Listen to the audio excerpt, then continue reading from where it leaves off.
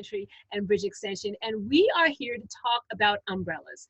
Now, I'm sure you've heard that term floating around, and you wonder, what is this umbrella? Is it something that I'm putting up and it's going to keep me out of the rain and keep me out of the sun? What is this umbrella thing that they're talking about? So we decided that it was really a good idea to have a video about umbrellas so that you can understand what they are, what they do, what are the things to look for, what are possibly the things to avoid, and then what are some of the questions that you need to be asking when you're looking for an umbrella.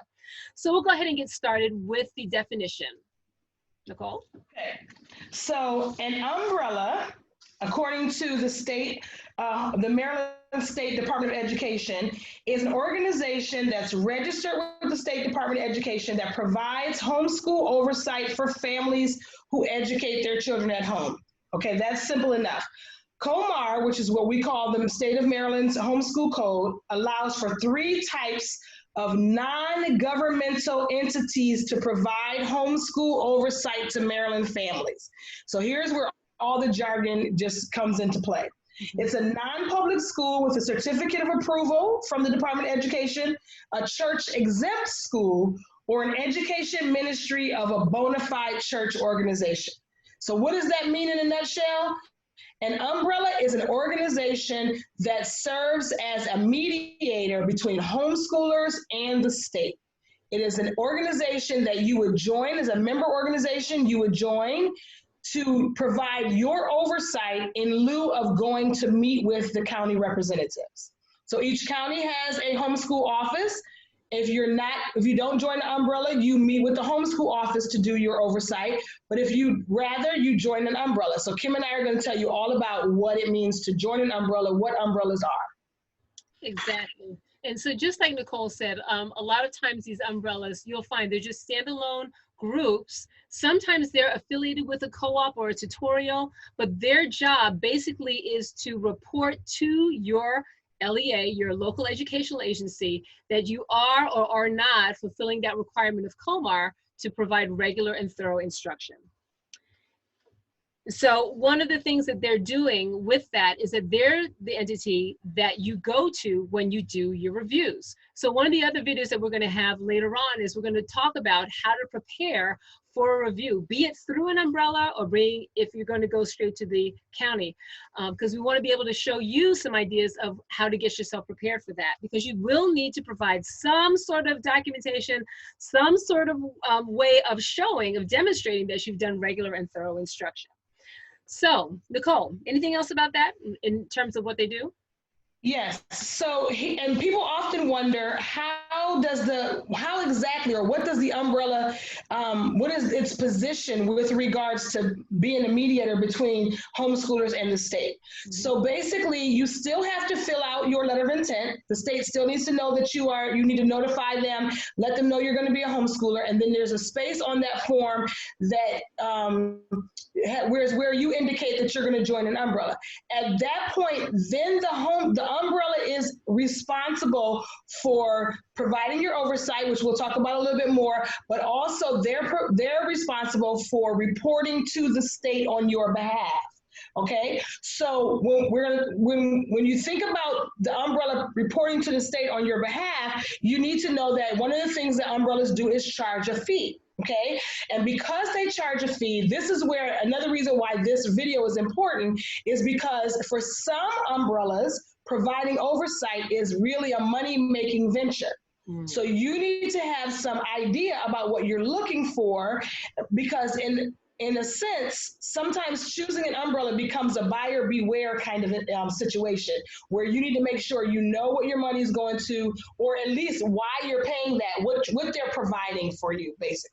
Okay, so actually, if I can interject one little thing, on my Homeschooling 101 section, one of the things that I said to the people that were watching that was that, you really should not be paying a lot of money for an umbrella. So honestly, I think the max I've seen is maybe $100, $130. Anytime you're getting up and beyond that, you need to ask yourself, what is it that I'm actually getting for this money? And I think that's where, Nicole, when you were talking about the buyer beware, that is so incredibly important. You need to know what it is that they're asking of you. And sometimes it can be a little, sometimes it can be a lot. But that's another reason why we felt it was really important to talk about this subject. Right. And the other thing is sometimes, and I mean, I'm guilty of this too, it's just a matter of languaging, but sometimes you'll hear people say that a particular umbrella is licensed by the state or is certified by the state. That doesn't exist.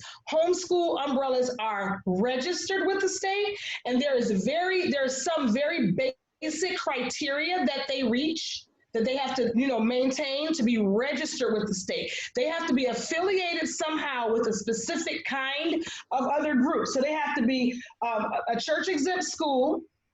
They have to be a part of an education ministry of a bona fide church organization, or they have to be a part of a non-public school that's already approved by the state.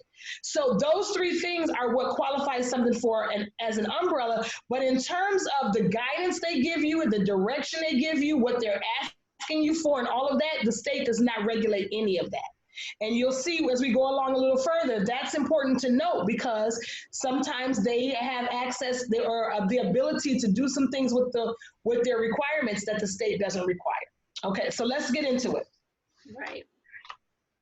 So one of the big questions is always asked is, why would I even consider being a part of an umbrella group? And that's a great question to ask. And we're here to really talk about what are some of the reasons why you may or may not look at an umbrella. Okay, so when you go to, even if you went to a county review, so like Kim said, we're gonna be able to talk to you guys a little bit more in another video about what a review looks like, how do you prepare for the review. But Maryland Code requires of us to demonstrate regular and thorough instruction. There's lots of ways to demonstrate regular and thorough instruction, but whatever way you choose, you need to do that, right?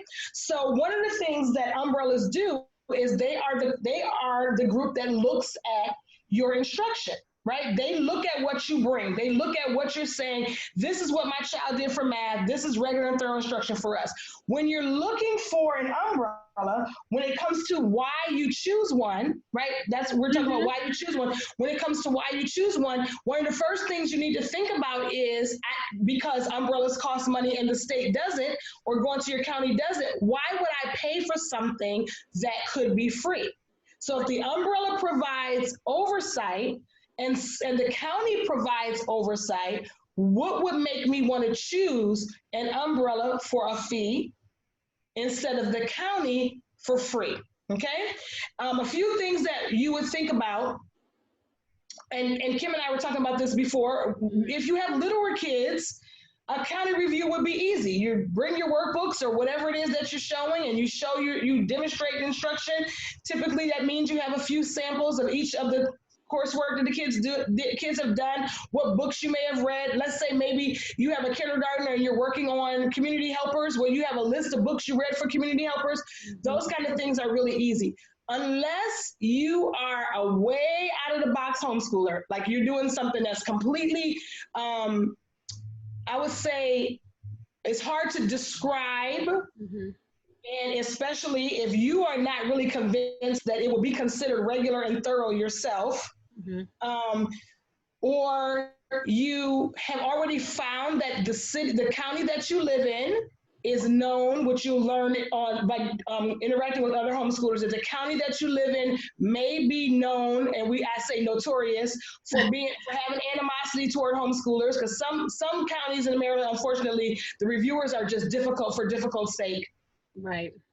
So unless you find that you're in that kind of situation, or you had some other kind of special circumstance, then especially with younger children, the county may be the easiest way to go. Less expensive. It doesn't take a lot to homeschool at those grades, so you're not doing a whole lot of extra work, and it's really easy to just present your regular and thorough instruction.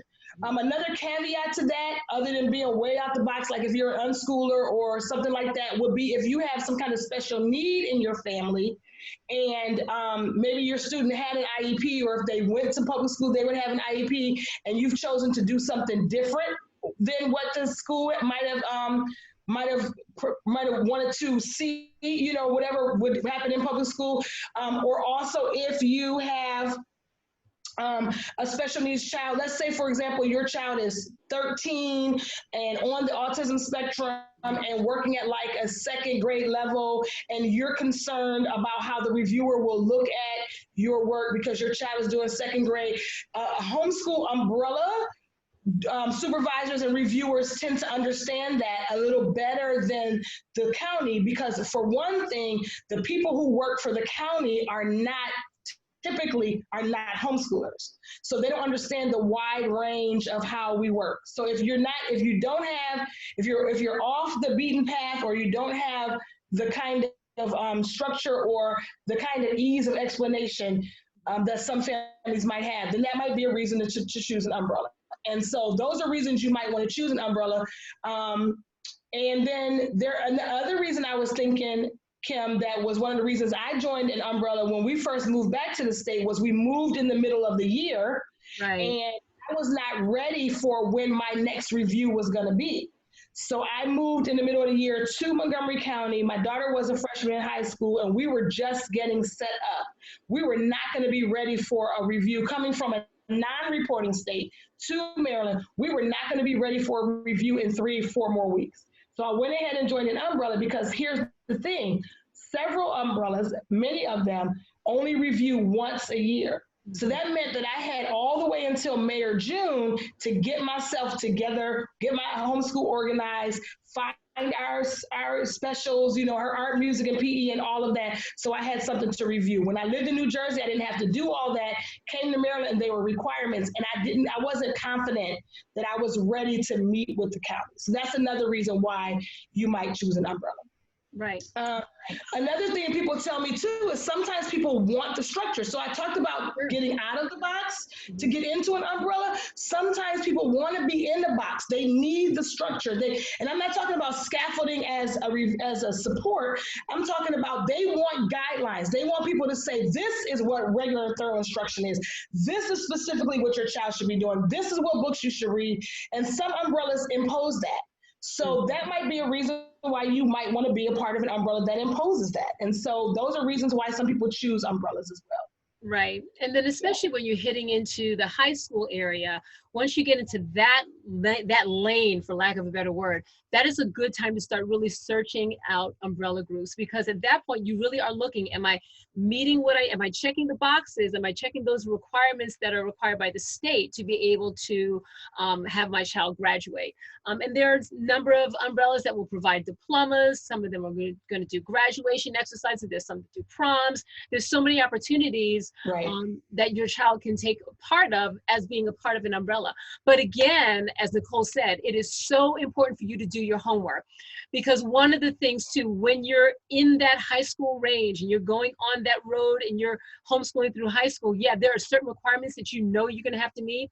And I want to caution you, because this is where it really becomes important for you to do your homework, because you don't want to find yourself, at least personally, I wouldn't want to find myself as a part of an umbrella group that was then adding even more on top of my plate, when already the state says, I've got to do all these other things. I don't need somebody else saying, okay, now I need you to do this extra, which is outside of what we need to get done in order for us to successfully graduate, in order for my kids to successfully make it to whatever their next step is. If it's community college, if it's four-year university, if it's whatever, that's where it really becomes important for you to start asking some questions of a particular umbrella. Right. And one of the things that we talk about in Homeschool 101 is how homeschooling provides great opportunity, which is most tangible in the high school years. Because if your child is really bent a certain direction, they're really headed a certain way, if you're a part of a specific umbrella, or even, with the county, you have to do your homework. But if you're a part of a specific umbrella and that umbrella is being very stringent or very strict about particular coursework and a particular range of courses, a particular direction that you have to go into, specific things, books to read and that kind of thing, but your child is headed toward a specific goal and they know you already have done that research and you know what it's going to take for them to get to their next step, then that umbrella's requirements feel like a burden. Mm-hmm. Because then you have to try to get your child in their next step and satisfy requirements that the state does not require of you, and that becomes a hardship. So again, it's the doing the homework part. It's the figuring out what would best serve me, because again, the county is free, umbrellas cost, and we just don't think, Kim and I don't think it makes any sense to pay money to have somebody impose undue heavy burdens on you. Okay. So now we're both in umbrellas. We believe in umbrellas. We're not telling you not to join ones. I don't want it to come across that way. We're trying to give you information about how to choose because we carefully chose the umbrellas we're a part of. Okay. Right. And actually, that really is a great segue into what are the questions that you're going to ask. And before we hit into that, I want to agree so much with what Nicole says. We are both part of umbrellas organizations, and we've done that for some very specific reasons. But we also did our homework, because what you'll also find is not every umbrella is the same. There are some umbrellas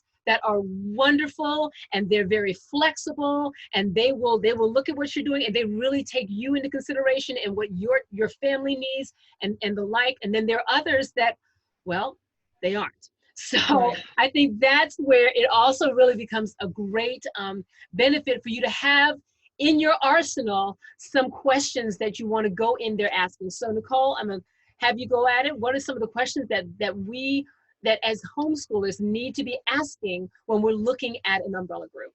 Okay, so one of the first questions you want to find out right off the top is, do you serve my area? So some of the umbrellas in the state of Maryland are statewide. They serve families all across the state. Others only serve families within their location, their general geographical location. There are some that are denomination specific. Some are specific to a certain curriculum. So for some, you have to be a member of their church. So first of all, who do you serve? Could we even join your umbrella, right? So, and there's no regulation about that. They can say what they want to say. And one of the reasons why being geographically centered is important, or might be a regulation there, is because you come to them to do your reviews. Not all of them are that way, but some of them you do. So they don't want you to be outside, or even they only have a relationship with one county and they don't want to deal with the others. So whatever the stipulations are, first of all, you want to find out, can our family be a part? May we join your umbrella? Okay. Another question you want to find out is, what is the cost? Mm-hmm. What does it cost to be a part of your umbrella? So I've done some research, and I found umbrellas that are as little as $50 per family per year, and I've seen some that are in the thousands. And I think I don't know what you pay several $1,000s for to be a part of an umbrella when county reviews are free. That range is vast and a little ridiculous. Now, there are some that may be like a certain price per family, or even there are some that they have a price, like there's a price for your elementary kids and a separate price for your high school kids, because there's a little bit more work with high school. And there are some that have one rate and then you pay graduation fees, or there's a senior fee that pays for the graduation or contributes to the prom or something like that. But whatever it is, you don't need to pay thousands of dollars. So you want to know exactly what the cost is and what does it pay for? What will I be getting for this money? And if the umbrella tells you we provide a diploma and a transcript, and then in your child's senior year, you have to pay to have that diploma and transcript distributed, then you still need to ask, so I paid what, $200, $250 for that, and then I got to pay extra to have them distributed. You need to ask those. Those are the kind of questions you have. And if you don't have a high schooler, really $200 for you to read my PE log for my first grader is excessive. And okay, so you want to make sure you know what the cost is and what you're paying for. Okay, so then you want to know, who are the reviewers in this umbrella? Are the reviewers other homeschoolers? Are the reviewers like paid staff? Do they know anything about homeschooling? Are they former homeschoolers? Do they work for who are the reviewers? You just want to know.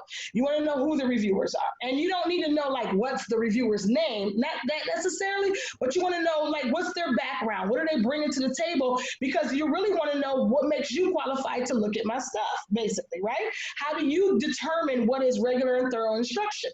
And if they tell you, for example, that the reviewers are retired public school teachers, and if your goal is to not have the public school have you left the county because you don't, let's say, for example, you don't want them to have anything to say about your homeschooling, then I don't know that you want to join the umbrella that has retired public school teachers. On the other hand, if your goal is to stay in line with what the school is doing, But let's say you don't want to review with the county for whatever reason, or that umbrella provides something else that you want to have a part of, then you may want retired public school teachers, right? So you have to differentiate, pick and choose based on what your answer is based on your needs, okay? And what am I required to provide? So Kim and I are going to give you in another video an overview of what is a good idea to provide for a review, but some umbrellas require something different. I have seen people say, you know, my umbrella requires a 3-inch binder with page protectors and dividers, and you have to have 6 to 7 sheets for every subject, and everything has to be dated. And you know, I've talked to moms who they have to bring all their workbooks, the whole workbook, Kim, all their workbooks to the reviews. I know people who have to bring pictures. They want to see the kid doing the PE. All of that. So, but then there are others who are like, give me a list of what you did, you know, what curriculum, and they review more based on conversation. They get to know your family better, regular and thorough instruction. They may be satisfied knowing you go to a particular tutorial. So maybe you just bring the grade reports or the receipt from the co-op, something like that. There's a wide range of what you take for a review for an umbrella. Okay, so the question there is, what will you require for my review? If you don't do a curriculum that produces a lot of paper, let's say you do something online, or you belong to something like Classical Conversations or something where there's not a lot of paper, you do Charlotte Mason homeschooling, you don't have a lot of paper, and you don't want to join the umbrella that needs 6 to 8 pieces of paper. You don't want that. So you want to ask them, what would you require for my review? And then also, another question is, the next question is, do you have additional review requirements above or beyond what the state requires? The most common one is some of the Christian school umbrellas, or the church-based umbrellas require some kind of Bible component. They want to know that your family is, and some of them it ranges like academic Bible study. Some of them want to know that your family is doing something. At least they do family devotions, your Sunday school, anything like that. So I think that's the most common one. But there are other requirements like presidential fitness. I've talked to parents whose umbrella requires immunizations. Those kind of things are outside of what COMAR asks. So you need to be prepared to make a choice. Do you want to do what's outside of what the state requirement is? And if so, you go back to that why. Why do I want to be a part of this umbrella so much that I would do what is above and beyond the state? Okay, and a lot of secular umbrellas have sprouted up because families who are not Christians or do not believe in mixing the Bible with their education don't want to have an education requirement. Okay. Or you know, they don't want to be told otherwise. What else? The 8 subject requirements that the state has laid out for us, for a lot of families, is enough. So to have an umbrella impose more than that may be beyond that which you're interested in doing, and that's why you asked that question. Okay. What other services do you provide? So we talked about that, the graduation, the prom, creating transcripts. If they say we serve as an intermediary between you and the state, that's not extra. Everybody does that. That's the whole purpose of an umbrella. So don't fall for that as a thing, you know, that's so much that everybody does that. Support groups, do they do field trips? Are there assemblies, you know, science night? You know what I mean? What else? What else do I get as a part of being a member of this organization? Okay. So if you have a special need child, if you have special needs, if you're a single mom, anything like that, are there specific things for special needs? Do you take into consideration our child's special needs or our family's special need? Is there a mom's night out? Whatever else you need. Are there anything for families in special circumstances? So you would ask those questions. You want to ask about the diploma and the transcript. So let me tell you about diplomas. No homeschooler in the state of Maryland gets a diploma from the state of Maryland. Mm-hmm. They don't provide that. There is a such thing as accredited curriculum, and that's a whole different story, but it still doesn't, your diploma doesn't say, you only get a Maryland state diploma by going to a Maryland school. Even private schools don't have Maryland state diplomas, okay? Either you go to a Maryland public school or you take the GED, period. Now, what's important for you to know, and if you've watched some of our other videos, you know this about Kim and me, she's graduated 3, all of whom are in college. I've graduated one that's in college, and they all have diplomas that didn't come from getting a GED or going to a public school. Your umbrella maid or mommy maid diploma is sufficient. Okay, so you don't need you won't get a Maryland diploma. Now, my daughter went to college with her mommy maid diploma because I didn't get my paperwork into my umbrella in time to get the diploma before the school wanted it, before the college wanted it. So she just went with the mommy maid one. I put it on her Common App and we stayed with it. That was fine. People all over the country don't have access to an umbrella group that provides a diploma or a transcript. I'm using the words interchangeably and they're not. Diploma is really a keepsake for the family. The transcript is what the colleges are looking for, okay? You will find, though, that a diploma and a transcript from an umbrella might be very helpful under two conditions. If your child is looking to start a career in law enforcement, they tend to want to see one that is that comes from somebody else's, presented diploma or transcript. So an umbrella is good for that. And if they're joining the service, the military and law enforcement careers are still looking for transcripts and diplomas that come from somebody other than just the mom at home. Okay. Otherwise, you can create your own. But if you're interested in having somebody else do that for you for whatever reason, you need to ask the umbrella. The point I was making was, if the umbrella tells you join our umbrella because you need our diploma, you don't. Right. You have to have theirs. Okay. You might want it, but you don't have to have it. Okay. And then you want to know, where do you do your reviews? Because people should not be saying they need to come to your house. One of the state legislators tried to impose that on us in the state of Maryland, and that was knocked down. They do not come to our house. They don't need to observe your space of instruction. They don't need to watch you homeschool. They don't need to, so you need to ask where. Now, some umbrellas want to do interviews. They want to talk to you about how your school is set up, that kind of thing. Another one of those things that you'll ask about. But where do reviews happen? Some reviews are peer review. Some umbrellas have big social gatherings where, the kids come and play and all the parents sit around and do the reviews with the supervisor. Some umbrellas make you come into their office and they sit and do your review. Some are virtual. There's lots of different options. So you want to ask where or how is the review conducted, okay? Now, mind you, if your reviewer is somebody who's a good friend of yours, then you don't mind them coming over. Because I've had that experience. And yes, with Nicole, and full disclosure, Nicole is a reviewer for a homeschool umbrella. I'm not with that one, but that was before I knew. Yeah. But in those cases, hey, if it's a fellow homeschooler that that's a part of that umbrella and they're doing the peer review, that is a dream. That's great because they know what you're doing and they can say, yep, I know what they're doing. Regulatory instruction, we're good. Right. And so, and people who, when you join umbrellas, you do wind up building a relationship with the reviewers. And that's okay to do. It's a good thing. Like Kim was just saying, it's a good thing. And so you may want them to come to your house and you ask that. If you'd rather, so here's the other thing. Let's say you have a special needs child or other adult or somebody in your house and you can't leave to do reviews. That's another reason actually to join the umbrella where they come to you, or you can do it virtually because it fits your family's lifestyle.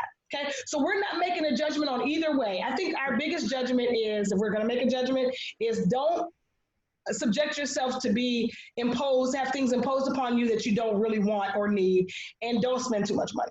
Okay, so the other one you might want to ask, and I found this on a website and I hadn't thought about this, but who is the sponsoring organization?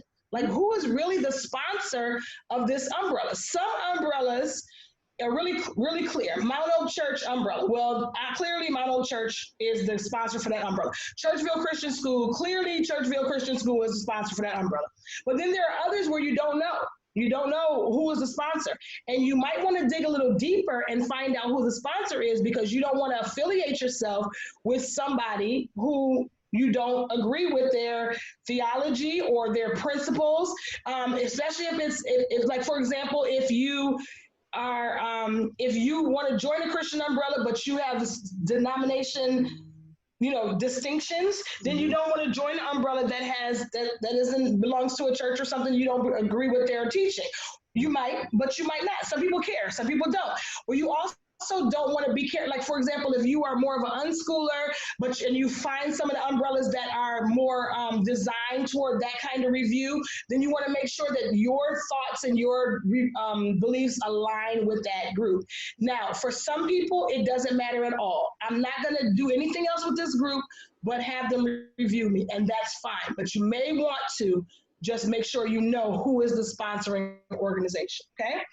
And then the last thing I was going to say that I would ask, the last thought that I had was how long, how long is the umbrella? I would want to know how long has the umbrella been around, and looking forward, if my youngest child is first grade, for example, I get started with this umbrella, and then come we're all in the groove, and then come sixth grade, the umbrella is not going to be around. Now, they may not be able to forecast that depending on who's running it, but you don't want to start something and get entrenched in it, and you learn their way and they become a part of your homeschool, and they're not going to be around. So I would ask about history, and I would ask about, forecasting, forward thinking. Where do they think they're going from here? How many more years do you think they'll be around? What do you think about that, Kim? You have any questions you want to add? Awesome. Actually, that was really it. I think you really covered it all.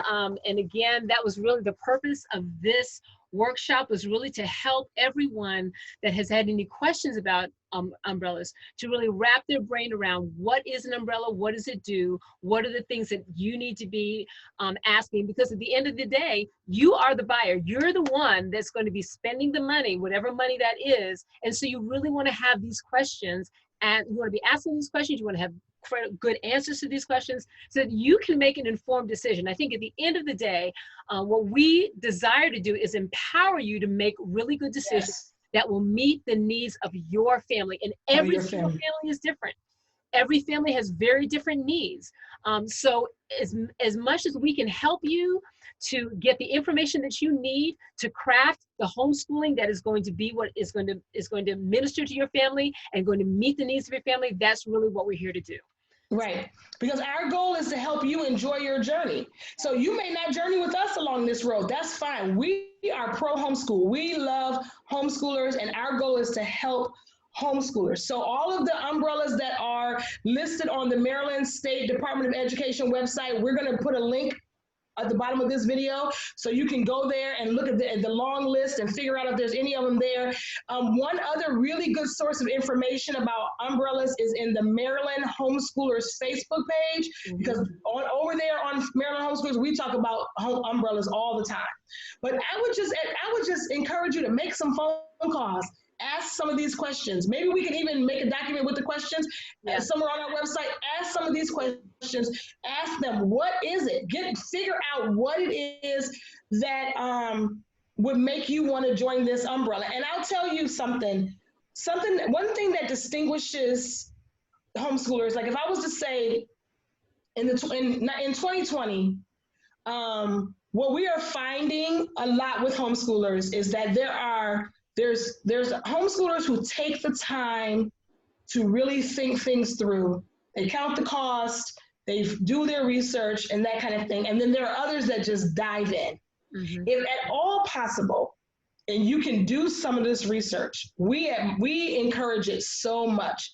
Do as much research as you can. And does that mean you can't drop out of this umbrella because it was different than what you thought it was and then join another one? No. The only thing about that is, especially if you feel that you have to do it mid-year, you've wasted some money, right?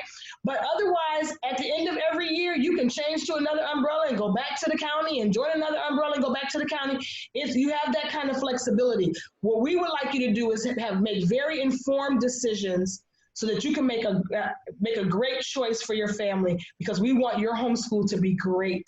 We really want you to have a great time doing it. I was going to add one last thing about umbrellas and joining an umbrella, and that was that you need to know, it's really important for you to know that the umbrella serves as a mediator between you and the state, okay? And so whatever you choose, the other thing I was going to say about that is, and I just looked at it, I found a note that I put on the side of my notes over here. Make sure you choose, make sure when you choose it, you put it on your notice of intent, and make sure you choose one that you want to be affiliated with. I guess we did cover that. You want to be affiliated with, right? And so I guess that's it, Kim. I think we've covered everything. Yep. I think we've covered everything. I think we have too. So again, thank you so much for joining us for this workshop. And know that we've got more that are coming in terms of the transcripts. I know we talked a little bit about that, but we are going to have a workshop that we'll be posting later about different types of transcripts depending on what you are planning next for your kids after you've gone through the high school process. So again, thank you for joining us. We appreciate you taking the time. And if you have any questions at all, that's why we're here. Please feel free to reach out to us through our website. We are more than happy to help as best we can. Thanks so much. Bye, everybody. Bye.